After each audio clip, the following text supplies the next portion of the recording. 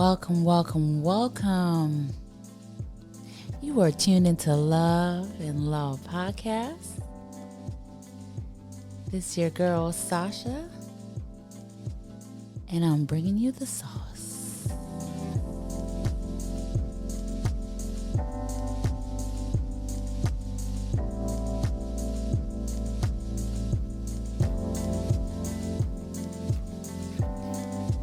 We are here, episode 3 already. Oh, I'm so excited to have you here. You guys are going to enjoy this conversation. I have one of my best friends here. She's going to be, we are going to be talking today about the breakup after the breakup, breaking up with our perspectives of what a breakup should be while dating. And so I am going to allow her to plug because she does some amazing work. She is, of course, my best friend and my sister. But outside of that, she does some amazing things that I think that is important as business owners that you need to hear. So I'm going to give her a few minutes to talk a little bit about what she's doing, what she does, and then we're going to get into the sauce. So welcome, Sherry. Thank you so much, Sasha, for having me. Thank you. I appreciate it. Hello to everyone out there listening in. I am just thrilled to be here today. My name is Sherrivonne Brown, and I am joining a very near and dear friend to my heart. I consider her a sister, Sasha, and Sasha's Sauce today on Love and Law podcast. It's amazing. I am actually the owner of Rise FP&A, and Rise FP&A is a boutique financial planning and operational analysis firm, and we typically assist corporations with their distressed departments, and I partner with CEOs, VPs, and directors to kind of streamline their management processes. But right now, my company has the pleasure of being able to support SBA efforts in getting small business owners applied for the PPP loan. The deadline is fast approaching on March 31st, but we want to try to touch as many of our small business owners out there as we can, and then follow up that process with the forgiveness as well. Thank you so much for allowing me to do that. I look forward to being on this journey with you today and continuing through until we finish. Oh, right. I'm so excited. Thank you for joining me, Sherrivonne. And you forgot to tell them about your personal coaching, y'all. Let me tell you, as a business attorney, okay, I cannot begin to tell you how many clients I have referred over to this woman who is an amazing coach, okay? Like, she has owned and operated business from the ground up. And so she has like every single nooks and crannies and tools in her toolbox to help you. So let her tell you a little bit too about her business coaching. Oh, you're too kind. I did actually forget about that aspect as well. I have over 25 years of corporate and entrepreneurial experience. I have helped multi-million-dollar organizations build from the ground up, starting from the day they open their doors with no structure, no process, procedures in place, being just with a single member owner, and now having, tens and tens of employees under their cap, and also employing 1099 contractors as needed to supplement their businesses.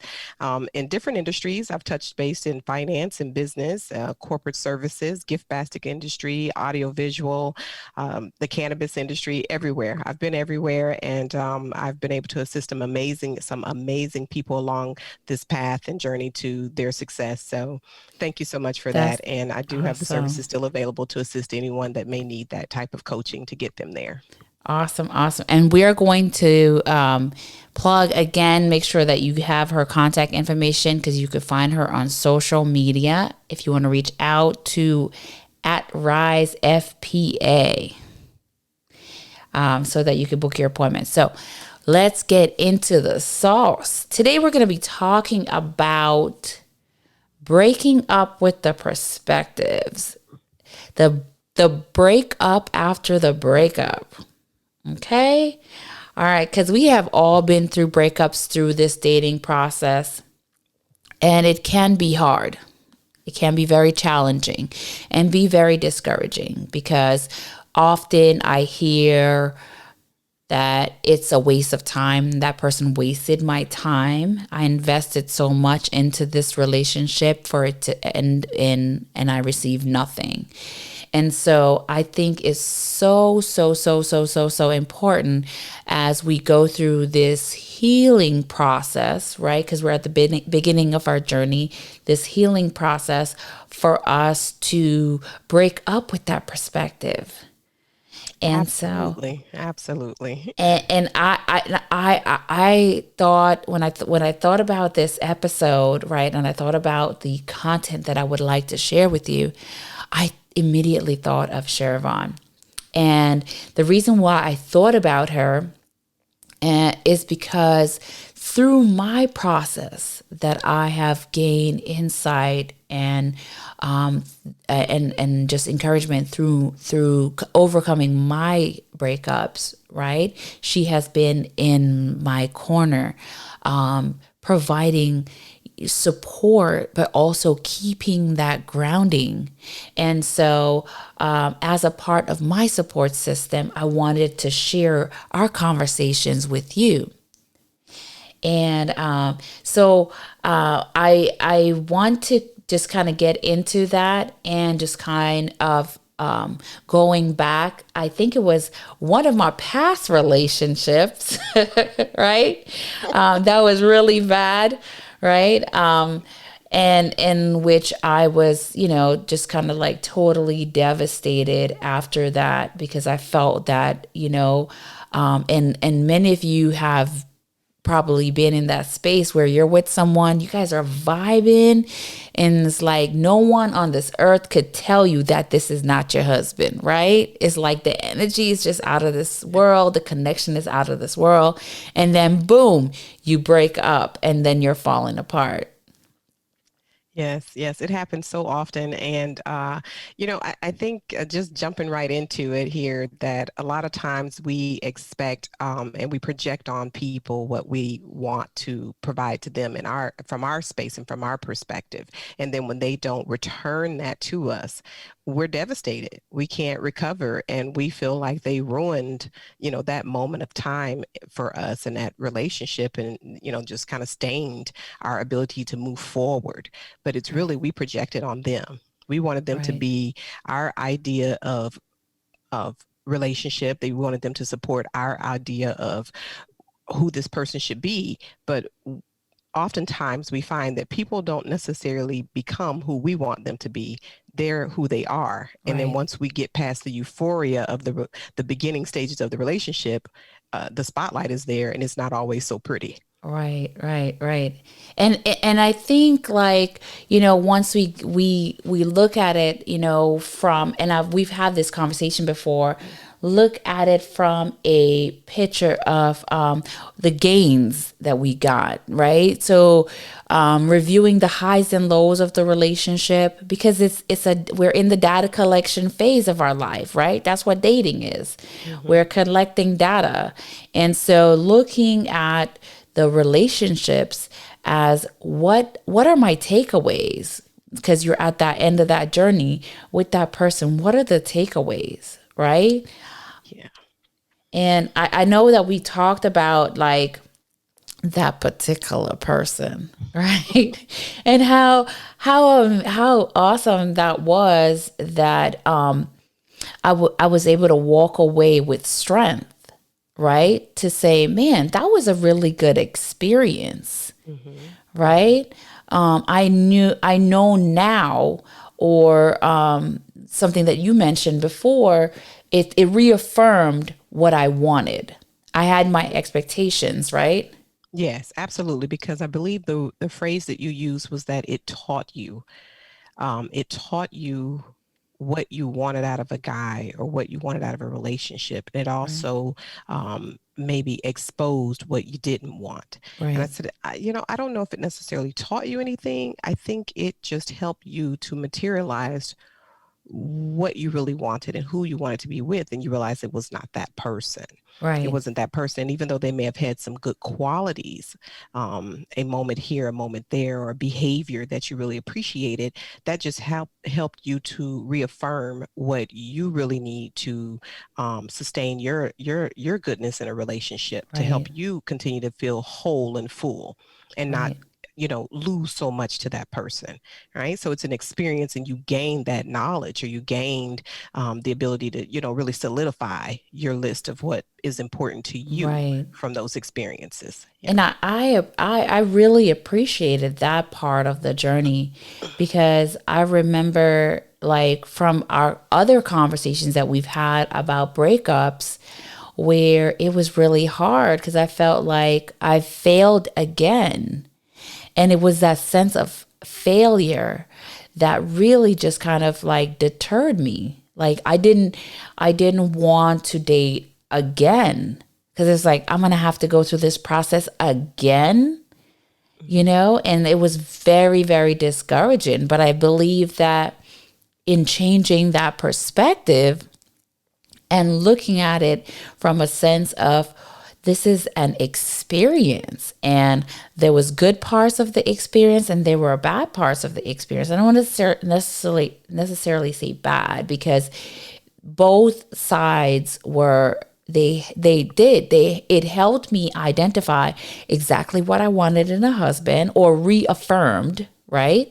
Because I had the expectation, but the real life experience of it, right, really reaffirmed that this is what I want my husband to do, right? Yeah. Yes. Um, and this is what I don't want my husband to do, and so I enjoyed that journey. And so going into the next relationship, I feel confident. Like I'm eager, actually, is the word. I'm eager to learn and see what amazing things are in this part of the journey, and see whether or not, and not so much thinking, okay, whether or not this person is going to be my husband, but more so, what else am I going to learn, right? Because in the learning process, he may be my husband, right? Right. But even if he isn't, I'm still going to walk away with a great takeaway, right? Right. Yeah, that's true. And I think you touched on something that we spoke about before. And I'll circle back again to say, sometimes, and this is about breaking up with that perspective, when you're approaching every relationship as if this may be the one, or you're approaching every relationship like there's something about this person right now that I see as my partner for life, we tend to behave in that way where we're giving them everything as if they're already that partner. And we talked about slowing that process down. That's breaking up with that perspective of every new relationship is that new husband or that new wife or that new partner. So we definitely wanted to, like, unpack that a little bit, take a step back, and change behaviors that we're putting out there before we get to that part where it becomes messy. Right. So Right, if we take a right, controlled approach to the relationship, and not saying that you don't have feelings or anything, but let's just speak plainly. You're a very giving person. I'm a very giving person, and we would have an inclination to jump into a relationship and be who we truly are in that giving phase. But right, some of those things should be reserved for that person, the real right, person, and not everybody that may just be passing through, because we need to learn something from that person, or gain right, something from that person, or experience that experience, so that we're more refined. But we shouldn't give them everything that should be on reserve for that final person. right, right. And I've heard that multiple times before, and I touch on that a little bit in the first episode about loving from your overflow, right? So just having the healthy attachments while dating, to understand the process and not get too emotionally involved. And y'all, when I tell you that everything that I'm telling you is because I've been through it, right? So when I talked about loving from your overflow in episode 1, it was because of what Sherrivonne just said. I used to give my all. Like, listen, it satisfies me to serve the person that I'm with, right? It fulfills me. However, the process, the giving process does not need to start in the dating phase, because the dating phase is the data collection phase, right? Is I'm learning about this person. I'm learning who they are, right? Yes, you're And whether exploring the opportunity. Right, right. And I think that is something that we all need to break up from, that perspective of, going head on in, right? I'm in a full-fledged relationship and we've only known each other for 2 weeks, right? Right, right. Yes. It's We've all like been there. We've all been right. there. And I'm gonna drop a little thing for y'all, so Mm. you see how real this is. Like, one of my ex, I would cook and I would ship to them. Okay, Mm. because it's like I want to make sure that they are taken care of, even if we're not close. And those are things, and I'm going to tell you, it's so good to have good support system, because Sherry was in my ear about this, like, wait, like she You always, did what? she said, right, right. um and yeah, so she would, like, let's unpack this. Yes, that's my phrase. Let's unpack it. Let's get real. Let's talk about this. Right, right, right. And so it is like, that's why it's so awesome to have really good girlfriends, like, I don't consider her my friend. I consider her my sister, just because we've been through so much. And our friendship was immediate. I say this is like my she's my soulmate friend, like, because our friendship just started, like, just from an Very introduction, natural. It was very from day natural. one, from day one. And it's been like that since, consistent, and so I appreciate y'all. I appreciate y'all, and I appreciate that you have, gotten introduced into my life, right? Because she stems from my support system. The reason why I'm able to healthy navigate this space is because of great friends like Sherrivonne. And so, and I know that was a whole like deviation on how amazing and how much I love her.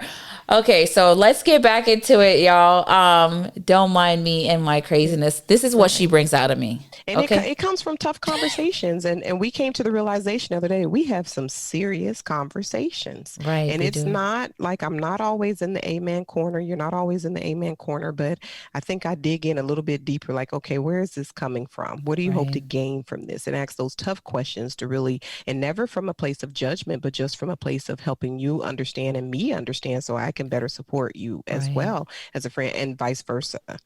So it comes from a healthy place, Right, definitely. right, and I want to point out that the reason why we are both, because we're both intellectuals, but we have both grown through therapy. So Mhm. our sense of self is very heightened. We're very self aware, and so we could have these deep exploration of our thoughts and our feelings, because we have a strong sense of self. And that's very important too about this. It ties into the message of breaking up with the perspective. It is very difficult. And we talked about this, I believe yesterday it came up where we were talking about sometimes people that are from an intellectual background are highly educated and have been extremely successful in their professional lives, don't necessarily want to do interreflection in their personal lives. So it's Right, easier to say, well, this person did this, or this person is the reason that this happened, or this person is the influential key here. right, Where and in fact we're taking these same behaviors. So if you're now in your fourth relationship per se. If you're on your fourth relationship and you're having those same complaints about people, different people that have nothing to do with each other, right, I think that then we were talking about it's time to take a step back and look at the mirror and say, okay, how am I influencing this behavior? How am I bringing this out in people that have nothing to do with each other? They don't know me. right, So the only common denominator there is self.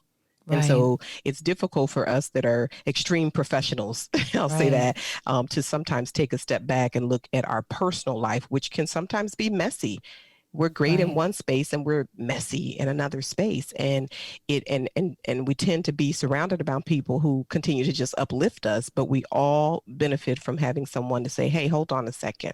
I Right. heard what you said, but let's understand, help me understand that a little better. Right. Let's unpack it. Let's unpack it. Right, right. That is her favorite saying, y'all. Let's unpack that. And that's just like, I heard what you said, but let's get a little bit deeper. And that's truly amazing. And that's a great point, Sherrivonne, that people like as business professional, right?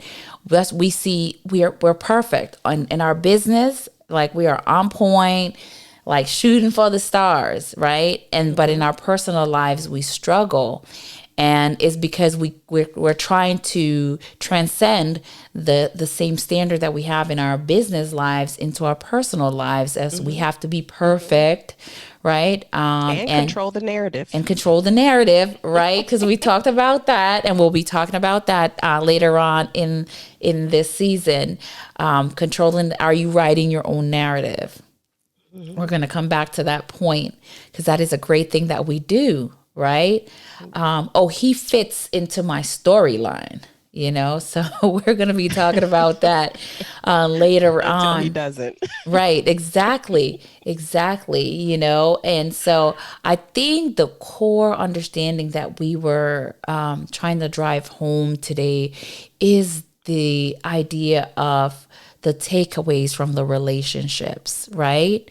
And it's so important for us not to get discouraged from each relationship, even on a date. Go on your dates like this is an adventure. You're meeting someone new that has gone through their entire life and gained a whole wealth of perspective, right? From that journey. They have a journey, you have a journey, and then you could take from their journey and learn different things, And so changing your perception of dating and interacting, right? And if you're in a relationship and the relationship doesn't work out, it's okay.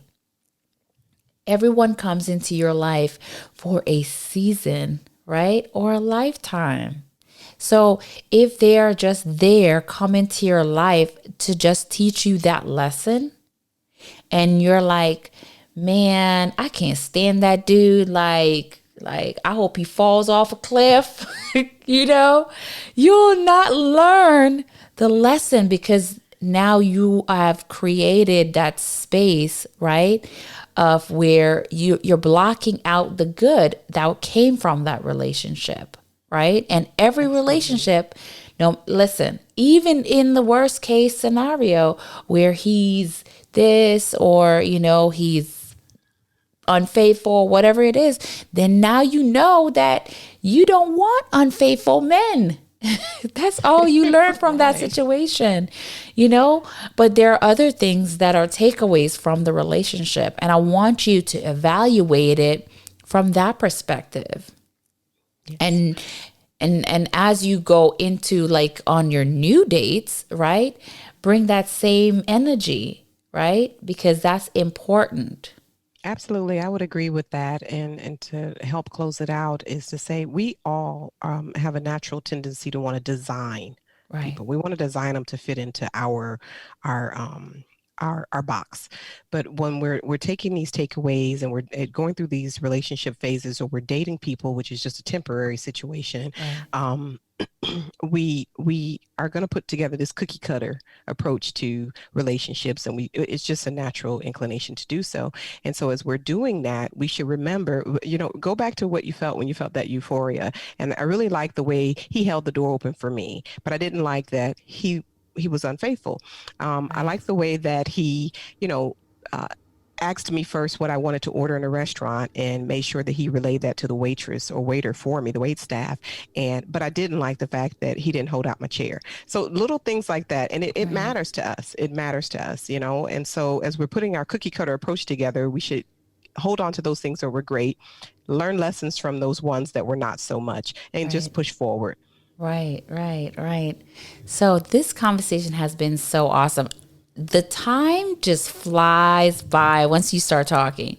So Sherrivonne and I, we talk all day long, and I wish I could bring you guys in on the conversations all the time because we be getting in. Okay, we Yes, we get do. some, we get into some deep conversation, Yeah. and and it's so stimulating, to just have that support system and help through that because dating can be very discouraging, right? Because it's like we are the boss, like on the clock we are the boss, like we are on our game, everyone respect us, right? And then we try to go into the personal space, right? And it's like Yes. like professional women Mhm. in the dating game, we are struggling, okay? Yes, we are. Yes, we are. And I think that's something that I had to learn over the years too. Getting in touch with myself, learning that I am a powerhouse in the professional space. I really am. But in relationships, I'm a traditional force. I am extremely traditional. So I learned to have those conversations, and we'll probably get into this, but I'm going to mention the terms of being Right. submissive versus being subservient. Right. And so I learned how to tread in that space of submission and, without being subservient because I'm not on my job. So I'm not Right. necessarily in control. Right, right, Yeah. right. And we are definitely going to get into that because I think that is something that a lot of us struggle with, letting go of the reins, Yes. right? It's like Mm-hmm. we want to make sure that we are like, and I hear this conversation, I hear this, issue come up a lot where it's like, well, I have to be strong. I'm strong because I have to be strong, Mm. and I remember you sharing a story with me about that, where it was a strong black woman, right? And her husband was like, when I said, Mm-hmm. right? Yeah. Mm-hmm. I'll have He you, checked her. He checked her. He did. right, They had been recently married, and she is a powerhouse in her space, in her industry, and met her husband's a blue collar worker, but he owns his own businesses and he has a lot of locations, but blue collar worker, not in the professional space, corporate, I mean. And so she had asked him to do a couple of things, and before she allowed him an opportunity to get it done, she went and did it. And so by the time she had done that over the course of maybe 3 turns, he finally stopped her and he said, I noticed that when you ask me to do something, before I'm able to get it done, you go and do it. And then there's a conversation about how come I didn't do it. I need you to stop doing that. Just like that, he said, I need you to stop doing that. And when you ask me to do something, if it's time sensitive, let me know that. Because when I tell you I'm going to do something, I'm going to do it. And you have to allow me that opportunity to do so. So she, in her mind, was like, oh, okay, we'll see. Yeah. But she didn't say, she's like, okay, babe. But right, to me, she said, I was like, oh, yeah, we'll see. We'll see. And so she noticed that. And I said, well, how were you able to trust that? How were you able to step out of that space and stop trying to control and take charge of things and wear the pants in the relationship? She right, said, because he has never failed to meet anything that he has put his word to. right. He And showed her that he was able to do it and he has right. not failed her. So we are going to get into that in more, like we're going to unpack that, Yes. right? Mm-hmm. When sisters talk. So we're going to unpack that and get deep into that, difference between being submissive and subservient, Correct. right? Because I think as professional women, we struggle. We struggle with We do. that, with understanding what that is. And I We do. think that is a barrier. And we are on the process in this journey to eliminate barriers. Okay. Yes. So I'm so glad that you have allowed us into your space and have made this journey a part of your life. And throughout this journey, Sherrivonne and I are going to be talking on our little chats when sisters talk, and we're going to be unpacking some of these issues. And so until next time. Yes, yes, that concludes another amazing episode. I am so happy that you have stuck out with me on this journey. And I look forward to being here next week in the same space with you, sharing great energy and elevating our vibrations. And so until next week, I want you to have an incredible week. Stay true to yourself. And remember, the more you pour into you, the more you'll have to pour into others.